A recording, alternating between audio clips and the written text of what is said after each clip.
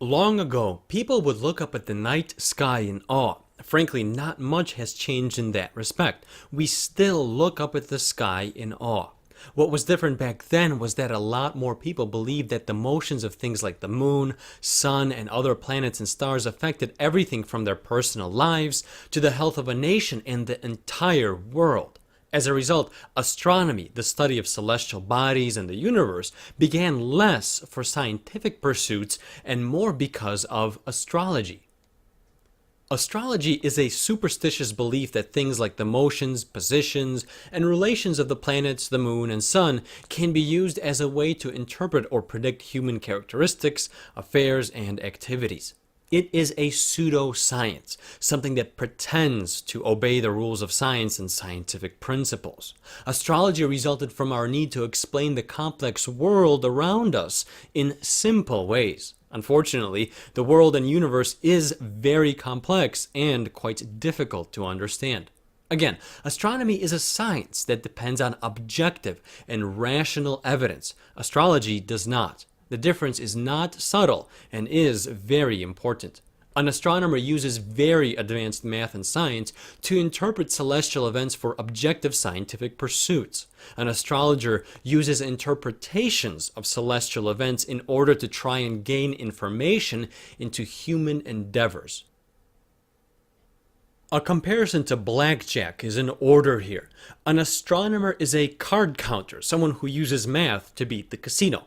Relatively speaking, an astrologer is like a blackjack player who rubs a lucky rabbit's foot prior to deciding whether to hit or stand.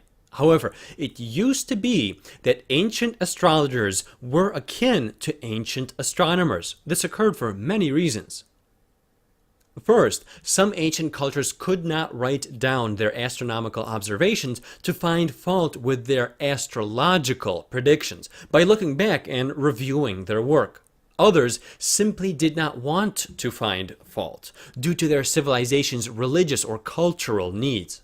Further still, other ancient people did not have advanced mathematical or scientific abilities to objectively gauge astronomical events and separate them from the subjective whims of the human mind that lend erroneous credence to astrology. One very famous seer who used the form of astrology was Michel de Nostradam, aka Nostradamus. He's famous for writing his quatrains, which are supposed to predict all sorts of things. Believe it or not, many of this specific astrologer's quatrains have actually come true, but only after the fact. He was that good.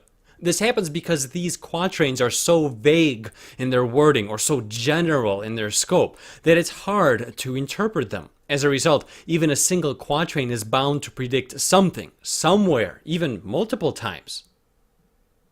The information astrologers put forth, information that supposedly is gleaned from their view of celestial events, is extremely faulty precisely because it is not scientific and is subjective.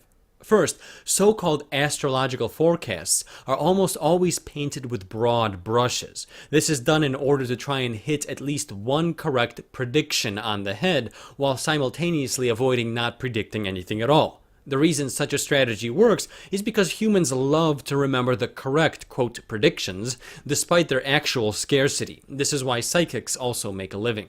Furthermore, when using broad statements, the words can be interpreted to mean any number of events occurring after the fact, events that are almost always subject to the interpretation of the reader's own experiences. The believing reader oftentimes subconsciously tries to purposefully fit experiences into the astrological interpretation, while a more objective observer would find no such connection.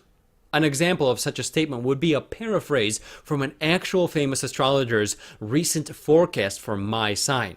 This month, you will likely hear about something important at work. You may get a surprise offer, but it may or may not be good news. Notice the constant equivocation, using words like likely, may, or may not. This allows the predictor to back out and say they never said anything for sure if it doesn't happen. Also, who doesn't hear something important at work in a month's time frame? You could predict that without any knowledge of astrology whatsoever. Some of these vague and general concepts, mainly positive in nature, were put to a test by many people, including the well-known magician James Randi. In short, he generated a very standard astrological report and, unbeknownst to his test subjects, gave the same exact report to all of them. The vast majority of the people who read this report believed it was unique to them and thought it was mainly correct about who they actually are. Such an experiment has been reproduced countless times and once again points to the ancient human desire to believe we can use very simple observations of really complex events to describe completely unrelated topics like that of human nature based on the motions of the planets. But you don't have to believe anything I said in this lesson. In fact, I can fully predict, using the motion of Mars over the past year, that you may or may not have learned something from this possibly difficult lesson that you came across by accident or on purpose. Astrology is a superstitious belief that things like the motions, positions, and relations of the planets, the moon, and sun can be used as a way to interpret or predict human characteristics, affairs, and activities. It is a pseudoscience, something that pretends to obey the rules of science and scientific principles.